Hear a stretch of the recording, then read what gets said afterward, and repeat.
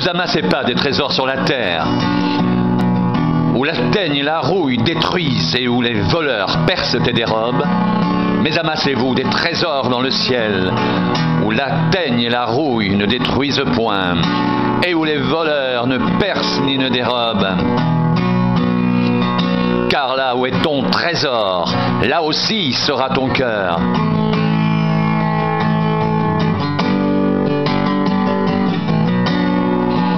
L'œil est la lampe du corps. Si ton œil est en bon état, tout ton corps sera éclairé. Mais si ton œil est en mauvais état, tout ton corps sera dans les ténèbres.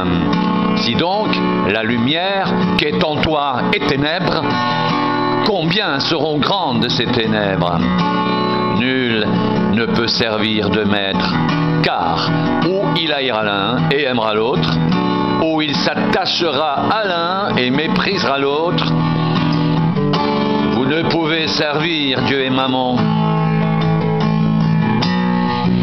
C'est pourquoi je vous dis, ne vous inquiétez pas pour votre vie, de ce que vous mangerez, ni pour votre corps, de quoi vous serez vêtus. La vie n'est-elle pas plus que la nourriture, et le corps plus que le vêtement?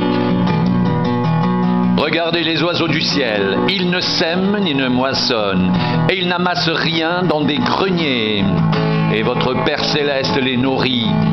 Ne valez-vous pas beaucoup plus qu'eux?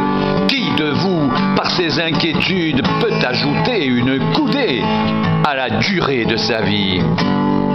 Et pourquoi vous inquiétez au sujet du vêtement? Considérez comment croissent les lys des champs. Ils ne travaillent ni ne filent.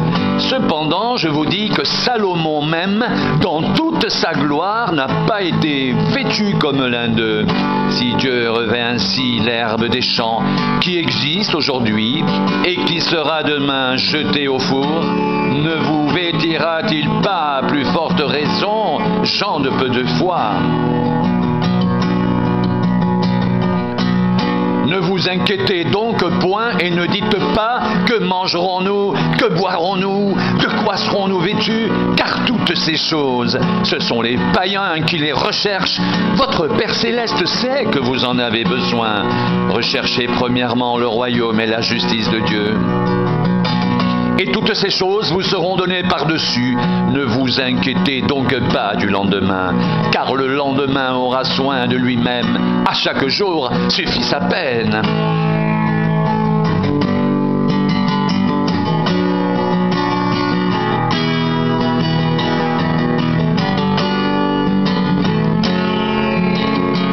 Comme sa divine puissance nous a donné tout ce qui contribue à la vie et à la piété, au moyen de la connaissance de celui qui nous a appelés par sa propre gloire et par sa vertu, lesquelles nous assurent de sa part les plus grandes et les plus précieuses promesses, afin que par elles vous deveniez participants de la nature divine, en fuyant la corruption qui existe dans le monde par la convoitise.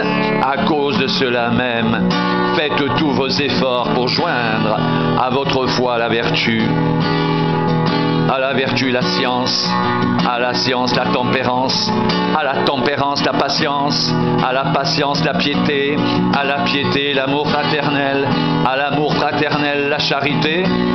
Car si ces choses sont en vous, et y sont avec abondance, elles ne vous laisseront point oisifs ni stériles pour la connaissance de notre Seigneur Jésus-Christ. Mais celui en qui ces choses ne sont point est aveugle. Il ne voit pas de loin et il a mis en oubli la purification de ses anciens péchés. C'est pourquoi, frères, appliquez-vous d'autant plus à affermir votre vocation et votre élection, car en faisant cela, vous ne broncherez jamais. C'est ainsi en effet que l'entrée dans le royaume éternel de notre Seigneur et Sauveur Jésus-Christ vous sera pleinement accordée.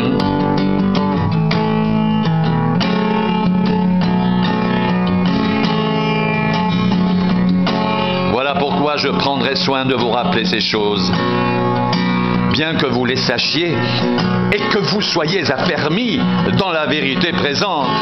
je regarde comme un devoir, aussi longtemps que je suis dans cette tente, de vous tenir en éveil par des avertissements, car je sais que je la quitterai subitement, ainsi que notre Seigneur Jésus-Christ me l'a fait connaître.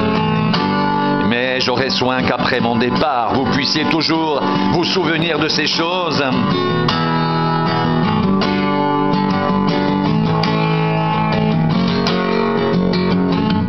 Ce n'est pas en effet en suivant des fables habilement conçues que nous vous avons fait connaître la puissance et l'avènement de notre Seigneur Jésus-Christ, mais c'est comme ayant vu sa majesté de nos propres yeux, car il a reçu de Dieu le Père honneur et gloire, quand la gloire magnifique lui fit entendre une voix qui disait « Celui-ci est mon Fils bien-aimé, en qui j'ai mis toute mon affection. » Et nous avons entendu cette voix venant du ciel, lorsque nous étions avec lui sur la sainte montagne. Et nous tenons pour d'autant plus certaine la parole prophétique, à laquelle vous faites bien de prêter attention, comme à une lampe qui brille dans un lieu obscur, jusqu'à ce que le jour vienne apparaître, et que l'étoile du matin se lève dans vos cœurs, sachant tout d'abord vous-même qu'aucune prophétie de l'Écriture ne peut être un objet d'interprétation particulière. Car ce n'est pas par une volonté d'homme qu'une prophétie a jamais été apportée, mais c'est poussé par le Saint-Esprit que des hommes ont parlé de la part de Dieu.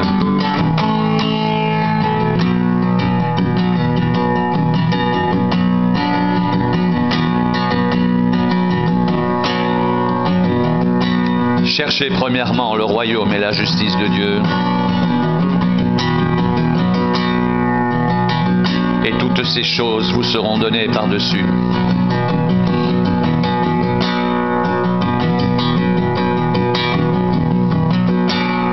Appliquez-vous d'autant plus à affermir votre vocation et votre élection, car en faisant cela, vous ne broncherez jamais. C'est ainsi en effet que l'entrée dans le royaume éternel de notre Seigneur et Sauveur Jésus-Christ vous sera pleinement accordée. Ne vous inquiétez donc point et ne dites pas que mangerons-nous, que boirons-nous, de quoi serons-nous vêtus, car toutes ces choses, ce sont les païens qui les recherchent. Votre Père Céleste sait que vous en avez besoin. Cherchez premièrement le royaume et la justice de Dieu, et toutes ces choses vous seront données par-dessus.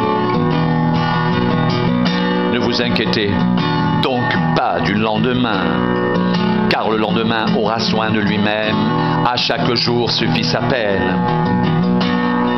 C'est pourquoi, frères, appliquez-vous d'autant plus à affermir votre vocation et votre élection, car en faisant cela, vous ne broncherez jamais. C'est ainsi en effet que l'entrée dans le royaume éternel de notre Seigneur et Sauveur Jésus-Christ vous sera pleinement accordée.